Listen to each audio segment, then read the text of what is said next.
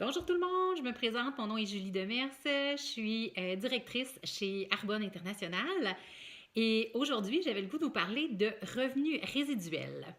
Donc, depuis que j'ai démarré mon entreprise, évidemment j'en parle constamment autour de moi parce que c'est vraiment une occasion en or et je vais vous expliquer pourquoi là, par la suite. Donc, c'est sûr que j'ai le goût de le partager au plus grand nombre. J'ai l'impression que si ça fait une différence dans ma vie, ça peut faire la différence dans la vie de quelqu'un d'autre. Il s'agit simplement de trouver ces personnes-là. Donc, mais ce qu'on me répond souvent, c'est ben, je suis pas une experte en cosmétique, je porte même pas de maquillage, ou je suis pas un bon vendeur ou une bonne vendeuse, ou encore, ce qui est souvent très fréquent comme réponse, j'ai pas le temps, j'ai déjà un horaire de fou. Bon, je comprends super bien que le marketing social, c'est pas fait pour tout le monde, donc il n'y a aucun problème. Par contre, je crois que la réflexion devrait vraiment s'organiser autour de pourquoi on fait ça, beaucoup plus que de qu'est-ce qu'on fait dans cette entreprise-là. Donc, oui, je propose aux gens d'acheter des produits. Donc, oui, je vends des produits. C'est ça qui fait ma commission. En fait, je propose aux gens de rediriger leurs dépenses, des dépenses qu'ils ont déjà, vers une compagnie qui offre des produits qui sont plus sécuritaires pour leur santé, pour l'environnement, qui ne sont pas testés sur les animaux, etc., etc. Là, les avantages, la plus-value de la compagnie sont vraiment nombreux. Mais avant tout, ce que j'offre, c'est une business en ligne. Et cette business-là permet de créer un actif grâce à un réseau de distributeurs. Et ça va générer un revenu résiduel qui va me suivre toute ma vie et même après ma mort. Parce que, en fait, les gens qui aiment mes produits, qui sont devenus mes clients, vont continuer à acheter dans ma boutique, même si jamais je mourrais. Et l'équipe que je suis en train de former, bien évidemment, eux aussi vont continuer de se multiplier dans le temps. Et même quand je vais être morte, je vais avoir un héritage finalement de ça. Donc, tous les gens que je vais avoir formés vont survivre même après ma mort. Donc, j'ai le goût de dire que c'est une entreprise brillante pour les gens brillants. Les visionnaires qui comprennent dans le fond ce qu'on propose achètent une entreprise. Les autres achètent des produits et c'est bien correct comme ça. Donc, je vous fais un parallèle avec l'emploi que j'occupais avant. Là, vous voyez, j'ai des petites notes ici. Donc, toute ma vie d'adulte, moi, j'avais travaillé pour recevoir un chèque de paye. Donc, j'ai changé du temps contre de l'argent. C'est un système qui est linéaire. Donc, travaille une heure et payé une heure. Travaille plus et payé plus. Travaille moins, on est payé moins. Donc, c'est linéaire et c'est très limité. Donc, au fur et à mesure que mon expérience puis mon expertise a grossi, donc, ce qu'il faut dire, c'est que moi, je suis orthophoniste de formation. J'ai travaillé dans les écoles, donc pour le gouvernement. Alors, mon salaire était conventionné, ce qui fait que au bout de quelques années, donc dans mon cas, moi, en 2008, j'avais réussi à gravir les échelons, ce qui faisait en sorte que j'avais doublé mon revenu de quand j'avais commencé en 97. C'est quand même super bien, c'est pas mal. Puis j'avais un beau fonds de pension, bon, puis une belle sécurité d'emploi. Donc, le problème, en fait, c'est que je voulais plus. Puis moi, ce que je me rends compte aussi, c'est que il y a beaucoup de gens que je connais qui se contentent de ah, c'est correct, c'est pas mal, tu sais. Mais on se contente de c'est pas mal pendant 35-40 ans de notre vie, pendant lesquels on essaie de jongler avec la conciliation travail-famille. Enfin, travail-famille, on se court beaucoup.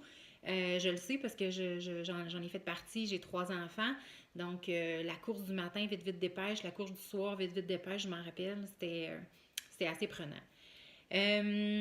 Donc, moi, je regarde autour de moi puis je vois que la plupart des gens sont vraiment essoufflés. Puis souvent, on commence à compter les années avant notre retraite ou avant le moment où on va pouvoir prendre une petite pause. Et je trouve que c'est un peu dommage quand, dans le fond, on pourrait vivre à temps plein puis travailler à temps partiel. Donc voilà, fait que quand j'ai démarré mon entreprise, moi j'avais compris que le marketing social, c'est pas parfait, mais c'est mieux. C'est mieux parce que c'est possible de bâtir un actif pendant quelques années pour pouvoir en profiter toute ma vie, puis comme je disais, même après ma mort. Donc, qu'est-ce que c'est des revenus résiduels ou bâtir un actif? Je vous donne l'exemple, j'aime toujours le même exemple d'un chanteur. Bon, prenons Michael Jackson. Donc, Michael Jackson a généré du revenu de son vivant par le biais de vente d'albums, de billets de spectacles. Pendant qu'il était vivant, oui, son revenu rentrait, même les journées où il était en congé, parce que, oups, ses chansons passaient à la radio. Donc ça, c'est des revenus résiduels. Donc, il n'était pas au travail, mais il y a quand même des sous qui rentraient pour lui. Et le plus bel exemple, c'est que même après sa mort, il continue de générer du revenu parce que ses chansons continuent de tourner à la radio. Donc ça, c'est des revenus résiduels. Même chose quand on parle de l'immobilier. Donc l'immobilier, on achète un building, on loue des espaces, des logements. Et dans le fond, on génère des revenus passifs, donc des revenus résiduels, tant qu'on est propriétaire. Donc, si on n'a pas le talent de Michael Jackson, puis si on n'a pas des fonds suffisants pour investir dans l'immobilier ou même à la bourse, bien, ce qu'on peut faire, c'est investir du temps. Donc, moi, c'est ça que j'ai choisi de faire. Donc, j'ai choisi d'investir du temps à mon rythme, mais de façon quand même constante. Et quand même un peu d'argent, mais en même temps, cet argent-là, je l'ai investi dans des produits que j'aurais achetés de toute façon, probablement, que j'achetais déjà, mais juste dans d'autres magasins. Donc, ça, c'est la première partie. Puis la deuxième partie, mais c'est maintenant, j'enseigne à d'autres comment faire pour générer ces revenus résiduels-là. Donc, est-ce que c'est toujours facile? Est-ce que c'est toujours confortable? Est-ce que c'est de l'argent qui rentre et qui coule comme de l'eau? Non. Mais il y a plein de situations dans mon emploi traditionnel qui n'étaient pas nécessairement faciles et confortables non plus. Donc, ce que je me dis, c'est que tant qu'à travailler, tant qu'à mettre de l'effort sur quelque chose, j'aime autant m'investir pour quelque chose qui va me rapporter pour plus longtemps et de façon croissante et exponentielle. Donc, l'idée, c'est qu'au fur et à mesure que mon équipe grossit, donc plus je forme de gens qui forment des gens qui forment des gens, bien, plus mes revenus aussi vont grossir. Donc, au lieu de plafonner au double de mon salaire initial, bien, mon potentiel de revenu, comme je disais, il est croissant, puis il est exponentiel, puis il est illimité parce qu'il y a toujours la possibilité de grossir les rangs de nos équipes. Ensuite, ben, les gens que je forme vont former des leaders, qui vont former des leaders, qui vont former des leaders. Et c'est vraiment une communauté de gens qui va me permettre de générer des revenus pendant toute ma vie.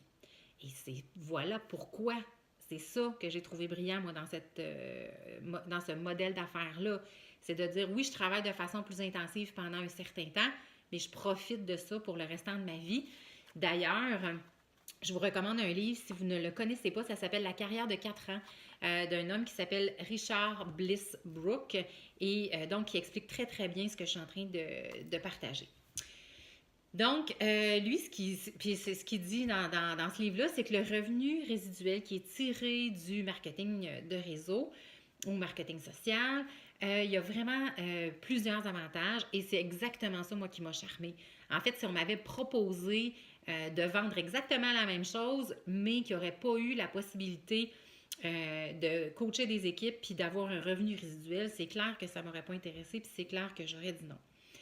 Donc, il y a 10 avantages selon cet auteur-là au marketing social. Donc, la première affaire, c'est qu'on y travaille à temps partiel. Alors, il n'est pas question de quitter notre emploi quand on démarre notre entreprise.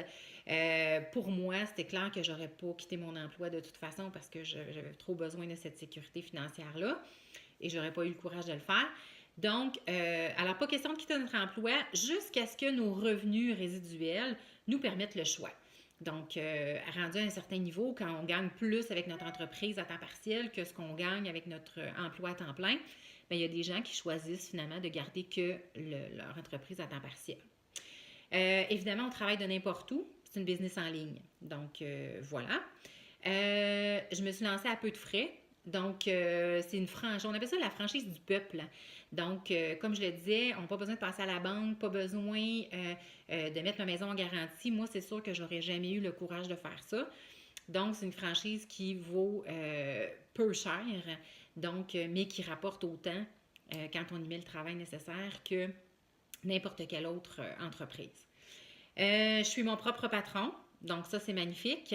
Je gère mon entreprise seule, mais en même temps, je ne suis pas seule. C'est-à-dire que la compagnie se charge des investissements plus lourds, comme le site web, comme le développement des produits, comme le service à la clientèle, comme les opérations bancaires, comme le branding, le marketing, l'image de marque, et j'en passe. Donc, comparativement à se lancer en affaires de façon traditionnelle, ça, c'est vraiment un avantage notable. Et quand on n'a pas la bosse des affaires, bien ça, c'est vraiment quelque chose qui nous rend la vie plus facile.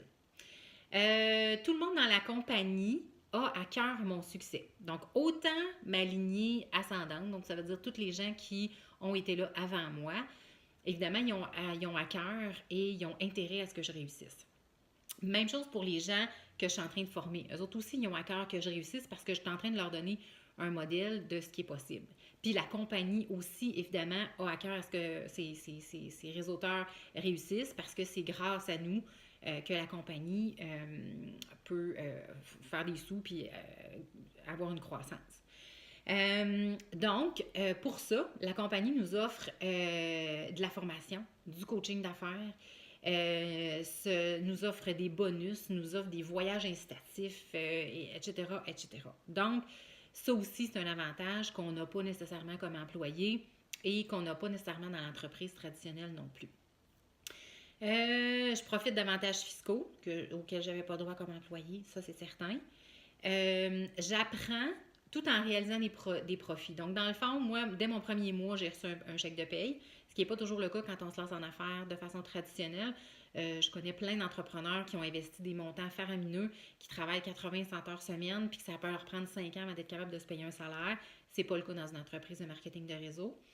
Et dans le fond, tout au long de mon cheminement, c'est comme si c'était un stage payé pour apprendre à devenir un professionnel du réseautage. Quand j'ai mon entreprise de marketing de réseau, je crée une stratégie accélérée de création de richesse. Donc, je gagne des revenus supplémentaires que je pourrais éventuellement investir dans des options plus traditionnelles comme de l'immobilier ou la bourse. Mon revenu s'ajuste à l'inflation parce que les produits que je vends augmentent de valeur aussi là, avec le temps. Puis mon revenu est basé sur des commissions, donc je n'ai pas à me soucier de l'inflation. Et finalement, avec le temps et la réussite, ben, je crée un revenu résiduel. Et c'est ça qui constitue un actif, un avoir net qui n'est pas possible en tant qu'employé. Donc voilà. Alors pour moi qui ne croyais pas avoir de temps, je pensais pas d'avoir le temps d'ajouter des activités professionnelles dans mon horaire, ben ça a été le déclic.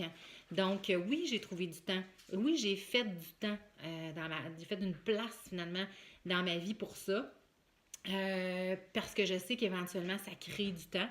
Donc personnellement, j'écoute moins la télé que ce que j'écoutais, mais je m'en porte pas moins bien, au contraire. Donc, voilà, ça nous permet vraiment de, éventuellement, quand on gagne plus d'argent, comme je disais tantôt, avec notre entreprise à temps partiel que notre emploi à temps plein, ben là, on vient de se créer du temps. Et je pense que c'est ça la denrée la plus rare aujourd'hui. Donc, d'être capable d'avoir la liberté, d'être là quand ça compte vraiment, de vivre à temps plein, puis de travailler à temps partiel, puis de placer toutes nos activités les plus importantes dans notre horaire, puis de créer notre entreprise autour. Donc, voilà, je vous laisse aussi sur un petit extrait. Peut-être que vous vous dites, mon Dieu, cette fille-là, qu'est-ce qu'elle connaît là-dedans? Si vous ne me croyez pas, ben, vous pouvez lire d'autres auteurs, des gens de renom qui croient que le marketing de réseau est vraiment l'entreprise du 21e siècle. Donc, je parle ici de Robert Kiyosaki, qui a écrit le livre Père riche, Père pauvre. Il a aussi écrit un livre qui s'appelle L'entreprise du 21e siècle. Donc, je vous invite à aller lire ça. Dans le livre de Richard Bliss Brooke, on parle de Tony Robbins qui est en faveur du marketing de réseau. On parle de Richard Branson, on parle de Jim Rohn, on parle de Bob Proctor. Donc, il y a quand même des gens très sérieux. On parle de Warren Buffett, même Bill Gates, à un moment donné, on lui a demandé si tu perdais ta fortune, qu'est-ce que tu ferais? Puis il a répondu, ben, je trouverais une bonne compagnie de marketing de réseau, puis je me mettrai au travail. Donc, si ces gens-là croient que le marketing de réseau a sa raison d'être, ben, je pense qu'on peut penser que c'est une bonne option.